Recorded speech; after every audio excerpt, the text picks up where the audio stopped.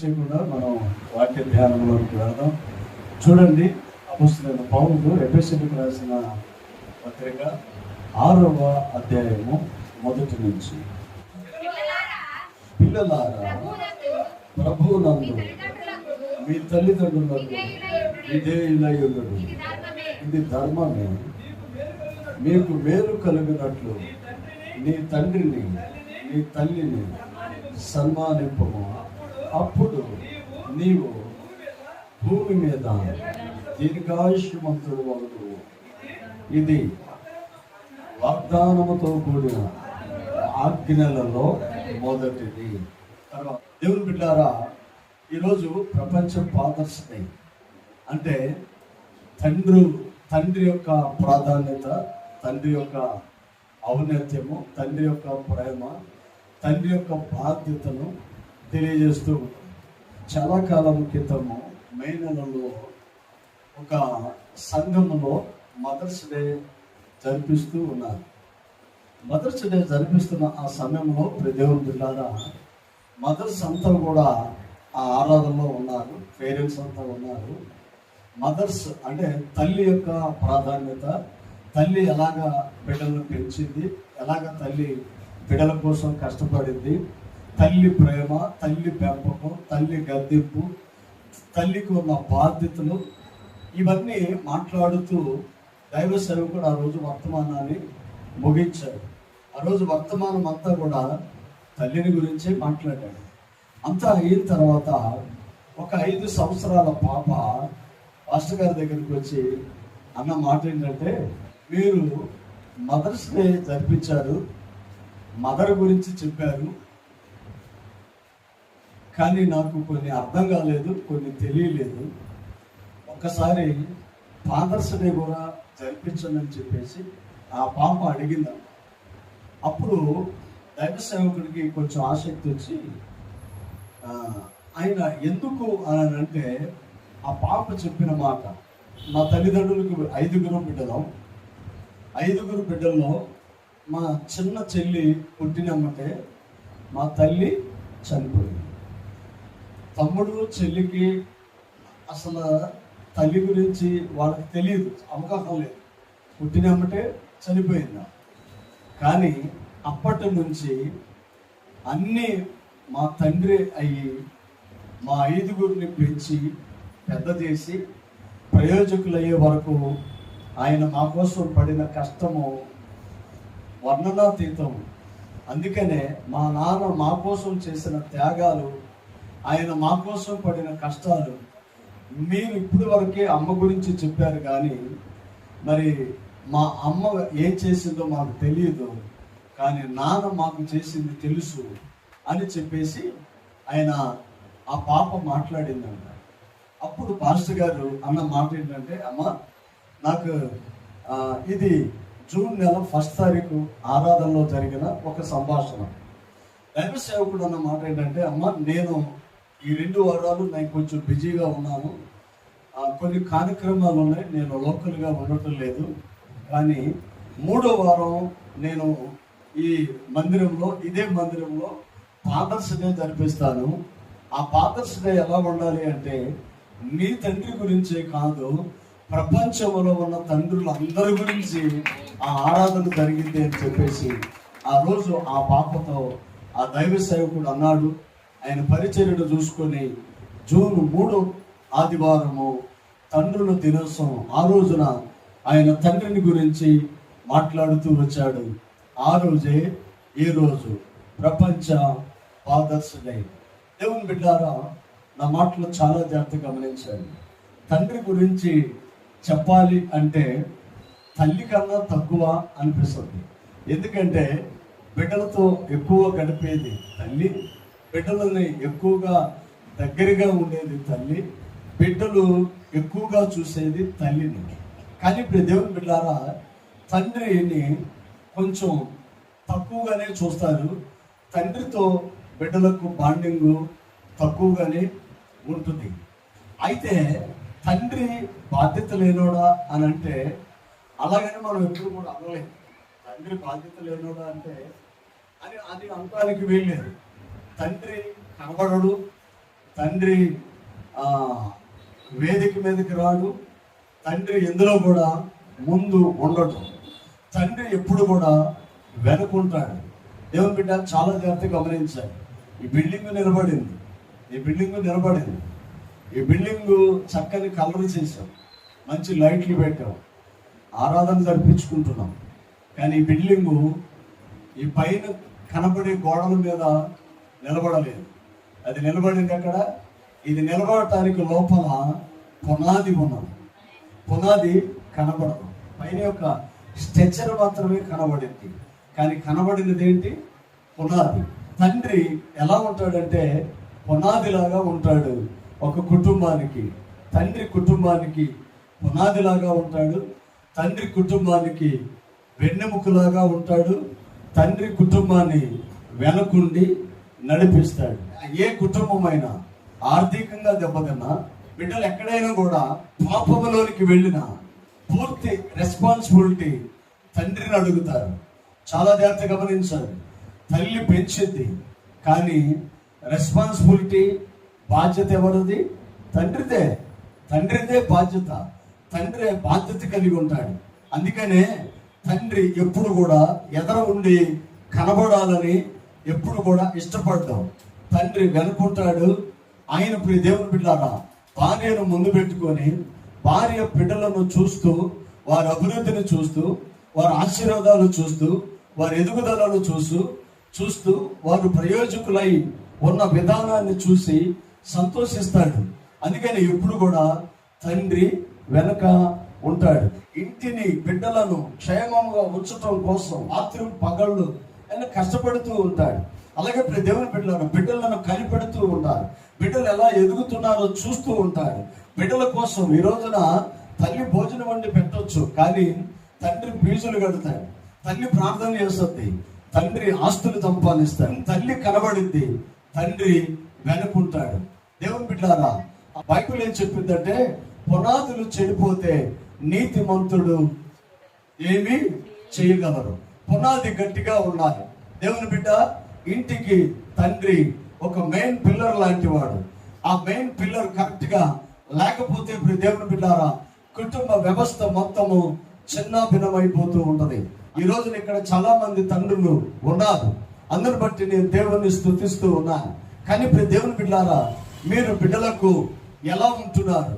బిడ్డల నడవడిక, బిడ్డల చదువులు, బిడ్డల పెంపకం, బిడ్డల ప్రయోజకులుగా ఎదగటం, బిడ్డల ఉన్నతమైన స్థితిలో చేరుకోవటం, బిడ్డల కోసం మీరు చేస్తున్న ప్రయత్నాలు ఏమై ఉన్నాయి?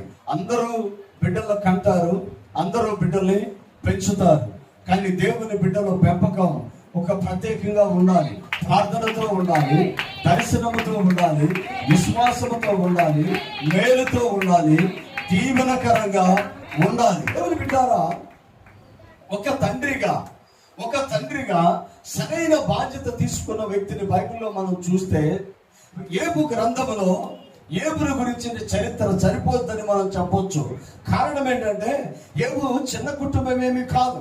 ఈ రోజున మనకలే ఇద్దరు ఒకళ్ళు పిల్లలు పెంచట్లా. ఏబు ఎంతమందిని పెంచుతున్నాడు? ప్రియ దేవుని బిడ్డలారా, 10 మంది పిల్లలను ఏబు పెంచుతున్నాడు. ఈ 10 మంది పిల్లలను ఎలా పెంచుతూ వచ్చాడంటే ప్రార్థనాపూర్వకంగా పెంచుతూ వచ్చాడు.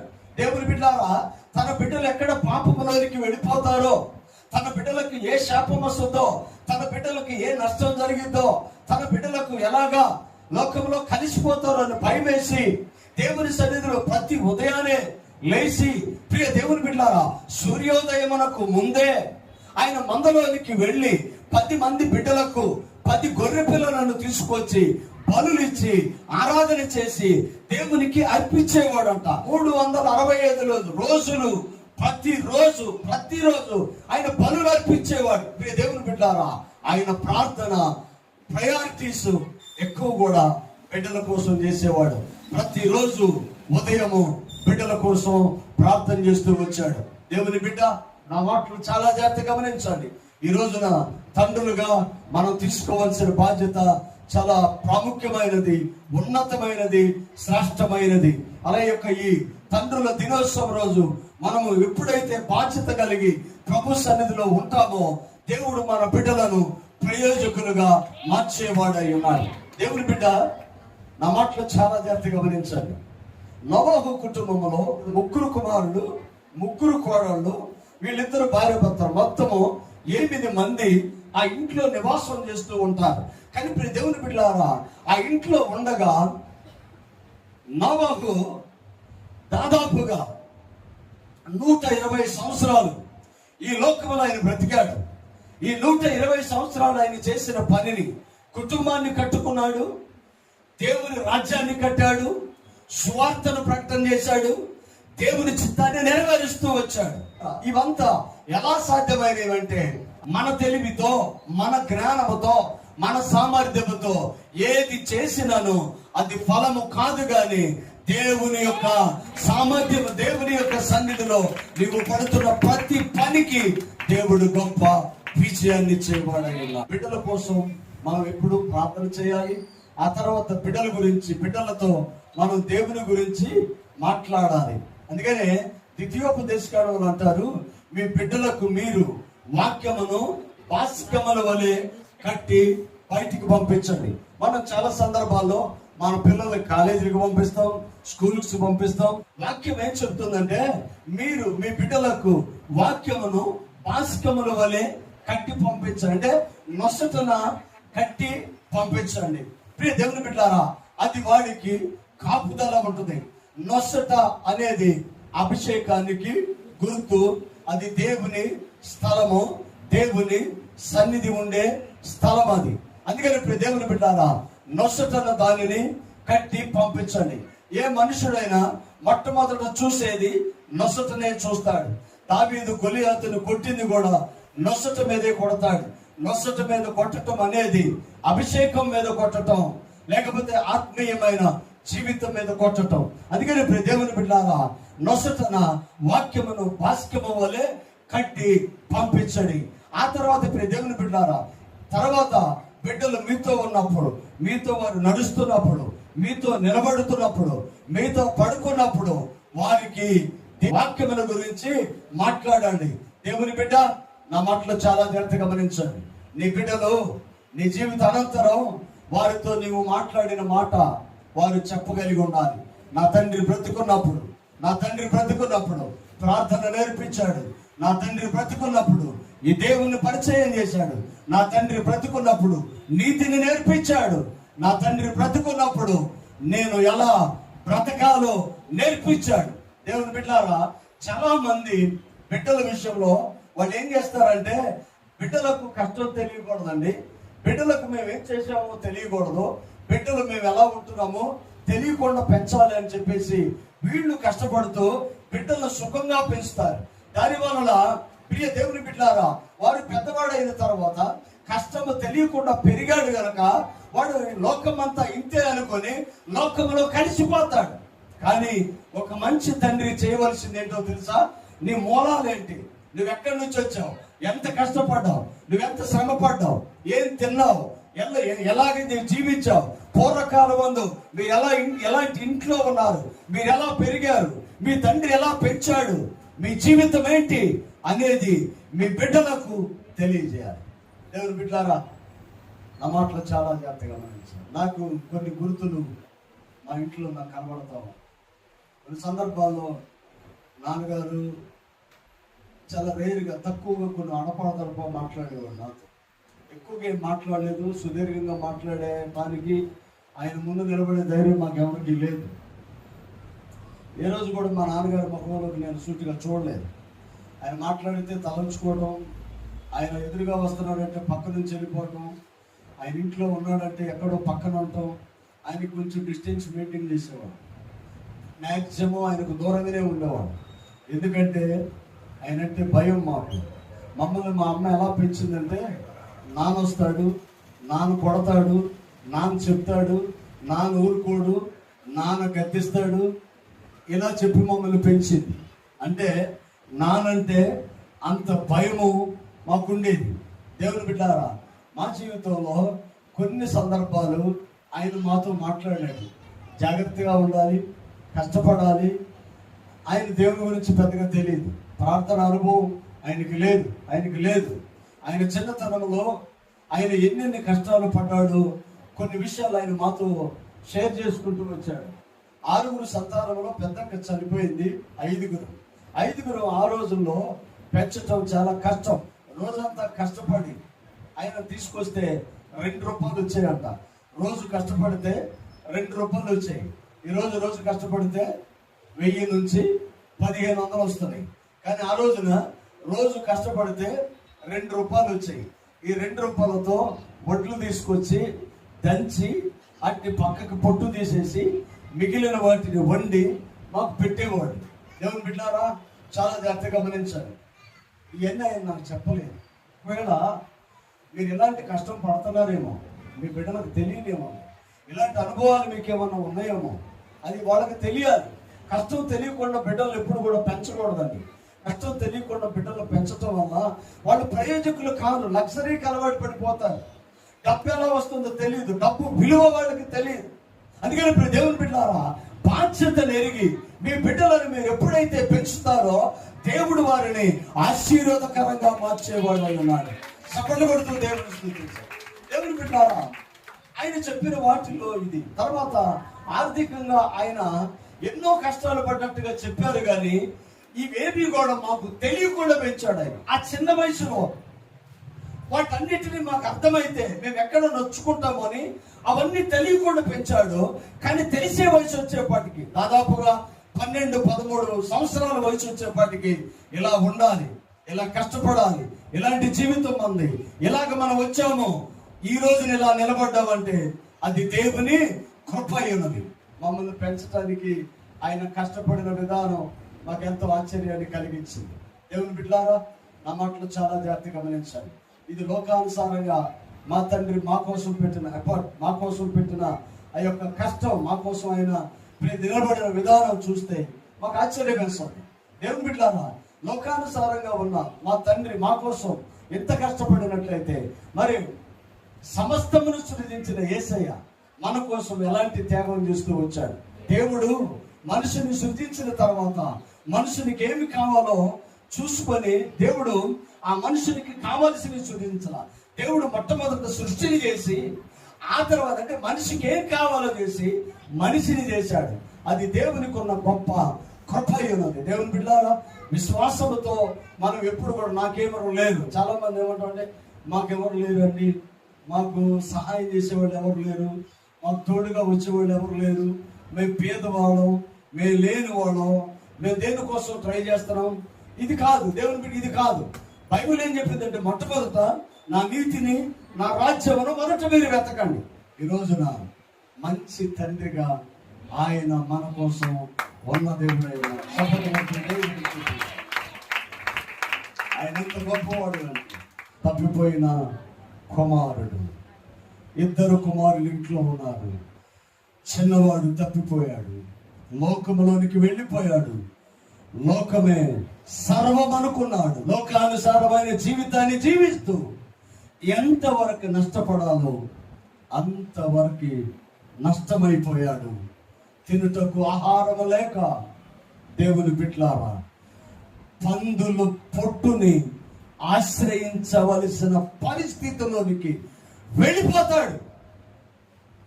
ఆ సమయంలో ఆయనకి గుర్తొచ్చిన వ్యక్తి తన తండ్రి గుర్తొస్తాడు.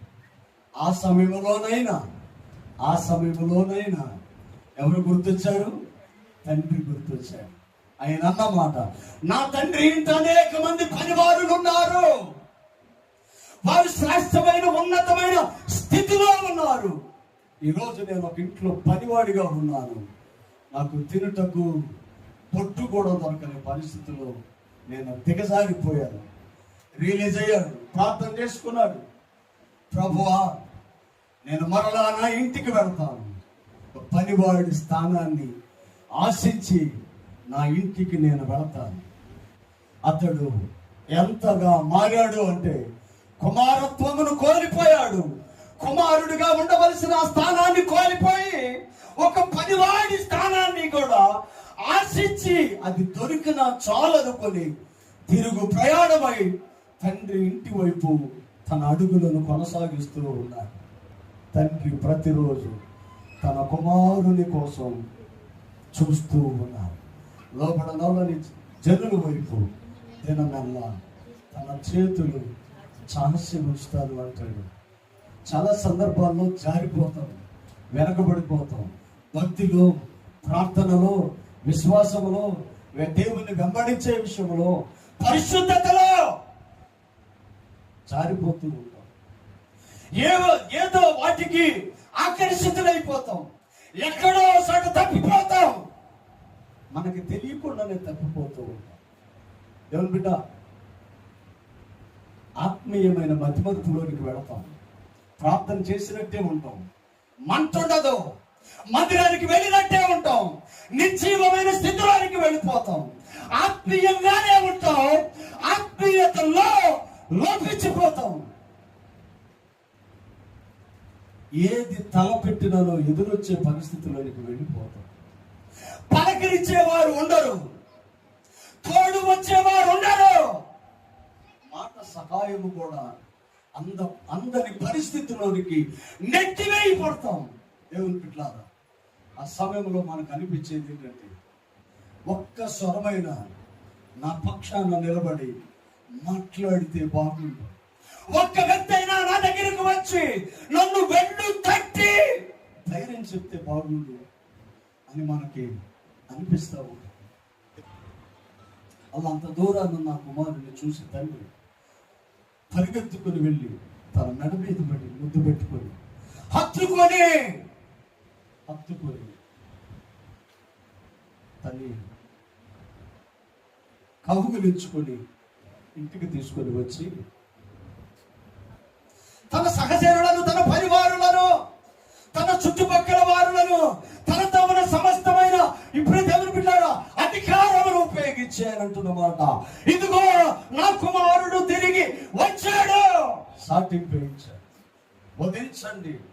తన పాదములకు చెప్పులు తొడిగించి, తన వేలుకు ఉంగరము పెట్టి, ప్రశస్తమైన వస్త్రమును తొడిగించి,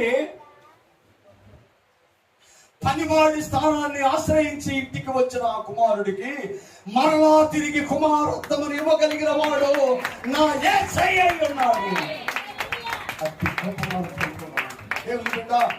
ఆయన మనం మర్చిపోయి ఉంటే, ఆయన మనం విడిచిపెట్టుంటే, ఆయన మనం ఎక్కడో తక్కువ చేసి ఉంటే,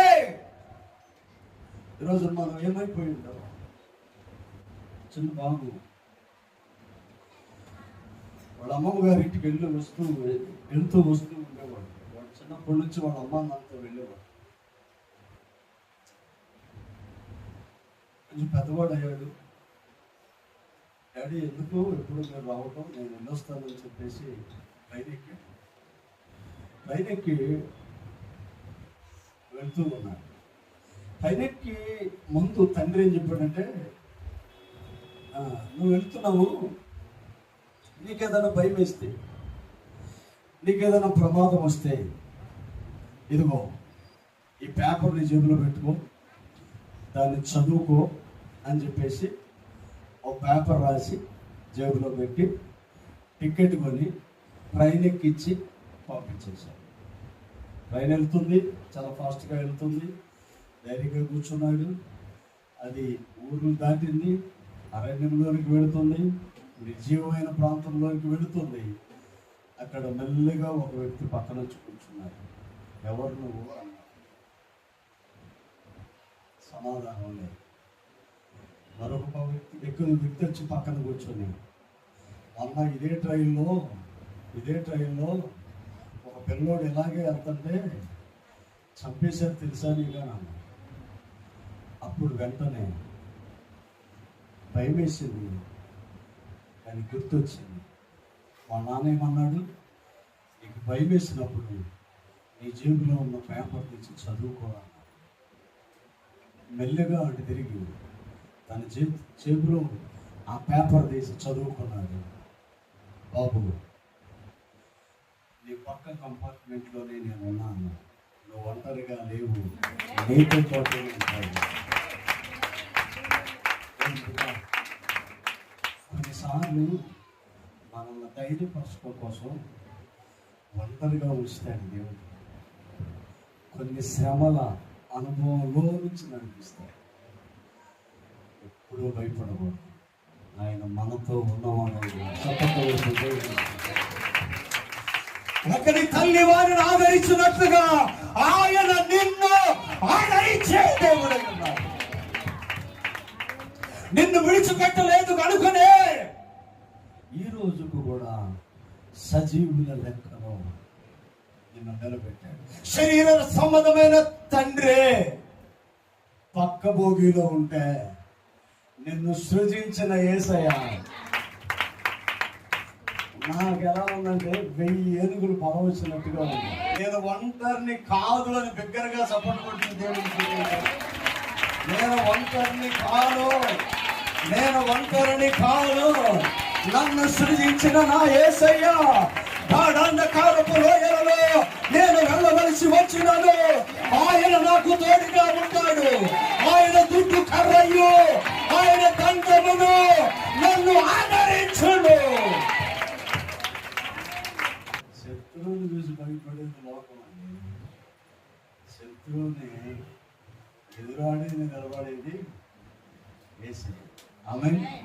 రోజు మనం ఎవరిని ఈ మధ్యకాలం బాగా నిలబడే మాట గొర్రెలు. ఇశ్రాయేలు కాపరి గొర్రెలకు ముందు నడుస్తాడు.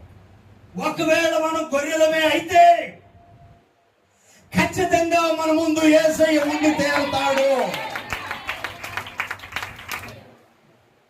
ఎవరైనా మనం గొర్రెలం అనే మాట మాట్లాడాడు అంటే అతనికి రెండో మాట ఏం గుర్తు రావాలంటే వీళ్ళకు ముందు ఎవరున్నారు? ఆమె మా ముందు ఎవరు? యోధా గోత్రపు గొప్ప సింహం. దేవుని బిడ్డారా, నా మాటలు చాలా జాగ్రత్తగా గమనించండి. ఆయన మామూలు వ్యక్తి కాదు. అందుకే కోరేషుతో అంటాడు, కోరేషు నీకు నేను ముందుగా వెళతాను. దేవుని బిడ్డారా, యేసయ్య ముందుగా ఉంటే, యేసయ్య ముందు నడితే, యేసయ్యకు ప్రాధాన్యత ఇస్తే, యేసయ్యను కలిగి ఉంటే, యేసయ్య కావాలంటే, యేసయ్యను అడిగితే, యేసయ్యకు ప్రయారిటీస్ ఇస్తే ఆయన నీకు ముందు నడిచే దేవుడై ఉన్నాడు. మెట్టగా ఉన్న స్థలములను సరళము చేసేదను, వంకర మార్గములను తిన్నను చేసేదను, కరుకు మార్గములను నునుపు చేసేదను, ఇత్తడి తలుపులను విడగొట్టేదను, ఇనుప గడియలను పగలగొట్టేదను.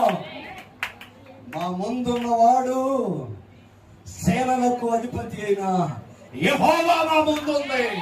దేవుని బిడ్డ మాటలో చాలా జాగ్రత్తగా గమనించండి. సామాన్యమైన వ్యక్తి కాదు. మనం ఆరాధన చేస్తున్న దేవుడు ప్రభువైన యెహోవా, ఆయన సేనలకు అధిపతి. ఆయన ఉన్నాడు అంటే పరలోక సైన్య సమూహము అక్కడ ఉంటది. శత్రు సేనలను భయాన్ని పుట్టించేవాడు నా యేసయ్య అయి ఉన్నాడు. ఆయన సన్నిధి నువ్వెక్కడున్నా నీతో ఉండగలడు. అందుకని మన బిడ్డలను, మన కుటుంబాలను, మనకి సమస్తమును దేవుని పాదాల దగ్గర పెట్టాలి. దేవుని చిత్తానుసారంగా జీవించడానికి ఇష్టపడాలి. దేవుని బిడ్డలారా, వాక్యానుసారంగా ఎప్పుడైతే మనం జీవించడం మొదలు పెడతామో దేవుడు ఆశీర్వాదకరంగా మారుస్తాడు. అందుకే ఏమంటాడో ఒకసారి చూడండి. పిల్లలారా, ప్రభునందు మీ తల్లిదండ్రులకు విధేయులై ఉండుడి, ఇది ధర్మమే. తల్లిదండ్రులకు లోబడిగా ఉండటం ధర్మమే. అది అధర్మం అని బైబిల్ చెప్పలేదు కదా? చెప్పిందా? చెప్పలేదు. తర్వాత కిందకు వస్తే ఏమంటాడు? మీకు మేలు కలిగింది ఇది. దేవుని బిడ్డలారా, ఈ భూమి మీద నువ్వు దీర్ఘాయుష్మంతుడిగా ఉండాలి అంటే తల్లిదండ్రులకు భోజనం పెట్టుకోకుండా దీర్ఘాయుష్మంతుడు ఎలా అవుతావు? పాటలు బ్రహ్మాండంగా పాడింది. చర్చికి వస్తే ఆమంత నమ్మకమైన విశ్వాసం ఎవరు లేరు అన్నట్టుగా ఉండదు. కానీ అతని దగ్గర జరగలేదు, మా ఒక మొత్తం భోజనం పెట్టదు. కానీ పాటలు బ్రహ్మాండంగా పాడింది, విశ్వాసంలో బ్రహ్మాండంగా ఉంటుంది, అన్నిటికీ తిరిగింది. దేవుని బిడ్డలారా, ఇది దేవుని బిడ్డలకు, ఆత్మీయులకు తగని పని. విశ్వాసములో మనం నేర్చుకోవాల్సినది నీ తల్లిని తండ్రిని సన్మానించాలి. ఏ పరిస్థితులైనా ఎలా ఉన్నా కూడా వారికి నీవు ఇచ్చే ప్రయారిటీస్ ఖచ్చితంగా మనం ఇవ్వాల్సిందే. అది వాళ్ళ అర్హతను బట్టి కాదు, మన ఆత్మీయతను బట్టి పెద్దవాళ్ళను మనం గౌరవించాలి. కిందకు వస్తే నేను ముగిస్తాను. అప్పుడు నీవు భూమి మీద దీర్ఘాయుష్యమంతుడు. 91 కీర్తన 14వ వచనం అనుకుంటాడు. అతడు నన్ను ప్రేమిస్తున్నాడు కనుక నేను అతను తప్పించదను, అతడు నా నామమును ఎరిగిన వాడు కనుక అతను నేను తప్పించేదను, దీర్ఘాయువు చేత అతన్ని నేను కనపరిచేదను, నా రక్షణ అతనికి నేను చూపించేదను. దీర్ఘాయుష్యమంతులు అవుతారు. ఈ భూమి మీద దీర్ఘాయుష్యమంతులు అవ్వటానికి తల్లిని తండ్రిని సన్మానించాలి. కిందకు వస్తే చూడండి, ఇది వాగ్దానములతో కూడిన ఆజ్ఞలలో మొదటిది. విశ్వాసంతో దేవుని బిడ్డారా ఆజ్ఞలను వెంబడించాలి, ఆజ్ఞలను అనుసరించాలి. అందుకని బైబిల్ ఎప్పుడు కూడా ఏం చెప్పిందంటే నిబంధనల మధ్యలో నడిపించింది, వాగ్దానాలతో తన ప్రజలను కనాను వరకు నడిపించారు. ఇది మొదలుకున్న విధులను కట్టడలు అనుసరించి నడిస్తే మీలో పేదలు ఉండరు. ఇది మొదలుకున్న విధులు కట్టడలు అనుసరించి నడిస్తే మీలో రోగులు ఉండరు. మీరు న్యాయమయ్యేది చేస్తే మీకు మేలు జరిగింది. ఈ భూమి మీద దీర్ఘాయుష్మంతుడుగా అవుతాం. నువ్వు దీవించబడాలి అంటే దేవుని చిత్తాన్ని ఎనగాలి. నువ్వు దీవించబడాలి అంటే ఆయన నీకు అర్థం కావాలి. నీవు దీవించబడాలి అంటే వాక్యానుసారంగా జీవించాలి. ఎప్పుడైతే నువ్వు అలా జీవిస్తావో దేవుడు నిన్ను గొప్పగా ఆశీర్వదిస్తాడు. కింద చదవండి, ప్రార్థన చేస్తాను. తండ్రులారా మీ పిల్లలకు కోపము రేపక ప్రభువునందు శిక్షణలోను బోధలోను వారిని పెంచండి. పిల్లలు ఎలా పెంచాలి? శిక్షలోను బోధలో పెంచాలి. ఎలా పెంచాలి? శిక్షణలోను బోధలో పెంచాలి. అంటే బోధ అంటే వాక్యం వినాలి, వాక్యం వినాలి. దేవుని బిడ్డలారా నిజమే, ఫాదర్స్ డే రోజు నీ బిడ్డలకు భక్తి నేర్పాలి, ప్రార్థన నేర్పాలి. తండ్రిని చూసి బిడ్డలు నడవాలి. తండ్రిని చూసి బిడ్డలు నడవాలి. తండ్రిని చూసి బిడ్డలు నడవాలి. తండ్రి బిడ్డకు మొదటి హీరో. తండ్రి మా నాన్న వస్తాడు, మా నాన్న ఉన్నాడు, మా నాన్నతో చెప్తా, మా నాన్న చేస్తాడు, మా నాన్న గొప్పవాడు. దేవుని బిడ్డ నా మాటలు చాలా జాగ్రత్తగా గమనించండి. ఒక తండ్రికి కూతురు రాణి.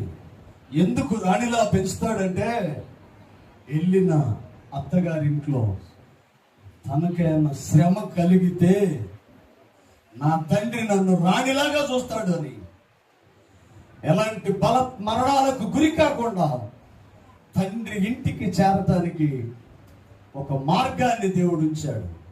దేవుని బిడ్డలారా అందుకనే తండ్రి కుమార్తెను రాణిలాగా చూస్తుందంట. అదే తండ్రి కుమారుణ్ణి దాసుడులాగా చూస్తాడంట. ఒకవేళ వీళ్ళకిద్దరికి గొడవ చేయవచ్చు. నువ్వు చెల్లిని అక్కన బాగా చూస్తావు, మమ్మల్ని చూడవు, తక్కువగా చూస్తావు. ఒకే ఇంట్లో తండ్రికి ఇద్దరు బిడ్డలు, కుమారుడు కుమార్తె, కానీ ఇద్దరు బిడ్డల పట్ల తండ్రి వేరువేరుగా కనబడుతున్నాడు. కుమారుడికేమో తండ్రి శిక్షించేవాళ్ళ కనబడుతున్నాడు, కుమార్తెకేమో తండ్రి రాజులాగా కనబడుతున్నాడు. దేవుని బిడ్డ ఈ రెండు విషయాలు ఆలోచన చేస్తే తండ్రి ఉద్దేశం ఏంటో తెలుసా?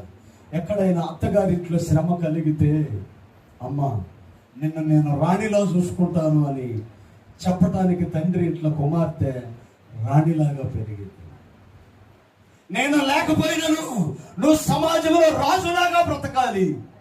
జీవితాన్ని నేర్పించటానికి తండ్రి కుమారుణ్ణి బానిసలాగా పెంచుతాడు. తండ్రి పోయిన తర్వాత కుమారుడు రాజులాగా పెరగాలని బానిస వలె పెరుగుతాడు. నేనున్నా లేకపోయినా, నేను పోయినా కూడా నీ ఇంట్లో నీవు రాణిగా ఉండొచ్చని కుమార్తెను పుట్టుకాళ్ళ నుంచే రాణిలాగా పెంచుతాడు. తండ్రి ప్రేమ బిడ్డల పట్ల భిన్నంగా ఉంది. దేవుని బిడ్డలారా అయినను ఆ రెండిటిలో వారిద్దరు మేలు కనపడు. ఒక లోక సంబంధమైన తండ్రి బిడ్డలను భిన్నంగా ప్రేమిస్తే పరలోకమందున్న తండ్రి నిన్ను ఎలా విడిచిపెడతాడు? దేవుని బిడ్డలారా చూడుము నా అరచేతులలో నేను నిన్ను చెక్కి. అరచేతుల మీద నిన్ను ఆయన రాయలేదు. మా ఎలీజా పెన్ను దొరికితే నా అరచేయి మీద రాసేస్తుంది. నేను రాయించుకుంటాను. ఎందుకు? సర్ఫేస్ కడిగితే పోయిద్ది. అందుకనే రాస్తే చెరిగిపోయిద్దని ఆయన చెక్కుకున్నాడు నిన్ను అరచేతులలో. రక్తము కారులాగా ఆయన నిన్ను ప్రేమించేవాడు. దేవుని బిడ్డలారా, విశ్వాసంతో నమ్మకంగా ఉన్నాను. లోక సంబంధమైన తండ్రి కొన్నాళ్ళే ఉంటాడు. పర సంబంధమైన యేసయ్య యుగ యుగాలు ఆయన మీతో ఉంటాడు. ఆయనతో వెంబడిద్దాం. అద్భుతమైన ఆశీర్వాదాలు చూద్దాం. ఫాదర్, రియల్ ఫాదర్, అలాగే సజీవమైన ఫాదర్, యుగ యుగములు నీతో జీవించగలిగిన ఫాదర్, యెహోవామందును పరమందును ఆయన మహిమలో కూడా నిన్ను ఎత్తి పట్టుకోగలిగిన వాడు యేసయ్య ఉన్నాడు. ఆ దేవుడిని తండ్రిగా స్వీకరిద్దాం. ఆయనతో నడుద్దాం. ఆయన ఎప్పుడూ నిన్ను విడిచిపెట్టేవాడు కాదు. ఆయన నీకు ముందు నడిచేవాడు. అయ్యాడు. తలవంచండి. ప్రార్థన. ప్రేమ కలిగిన దైవం, సత్యస్వరూపి, కృప సమృద్ధినిచ్చేవాడు అనుకున్నాను. ప్రభువా, ఈ ఉదయకాలమున ఈ కృప మాతో కూడా ఉంచారు. దేవా, నీ దాసుడిని నిలబెట్టుకుని మీరు మాట్లాడిన ప్రతి మాటను బట్టి ఆయన నేను ఎంతగానో స్తుతిస్తూ ఉన్నాను. మీరు భూమి మీద దీర్ఘాయుషు కలిగి ఉంటారు. మీ తల్లిని మీ తండ్రిని సన్మానించారు. దేవా, మేము మా పితరులను గౌరవిస్తూ వారిని సన్మానించుకుంటూ పర సంబంధమైన కుమారత్వమును స్వీకరించి నీకు కుమారులుగా నమ్మకంగా కొనసాగే ఇక్కడ ఉన్న ప్రతి బిడ్డను మీరు దీవించి వర్ధిల్లింప చేయమని యేసు పరిశుద్ధ నామం అడిగి వేడుకొలుచున్నాము తండ్రి. ఆమేన్. అందరికీ